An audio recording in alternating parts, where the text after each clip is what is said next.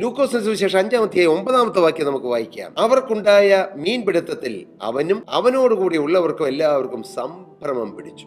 പത്രോസിന്റെയും കൂട്ടാളികളുടെയും കാര്യമാണ് പറഞ്ഞത്. ഒരു പൊടിച്ചു മീൻ പോലും വലയിലോ പടകിലോ കയറാതെ രാത്രി മുഴുവൻ അധ്വാനിച്ചിട്ട് ഒന്നും കിട്ടാതെ നിരാശപ്പെട്ടിരുന്ന പാവപ്പെട്ട മുക്കുവ തൊഴിലാളികളുടെ പടക് നിറയെ മീൻ, വല നിറയെ മീൻ. അതൊരു അത്ഭുതമല്ലേ? അതേ പ്രിയരെ, യേശു അത്ഭുതം പ്രവർത്തിക്കുന്നവനാണ്.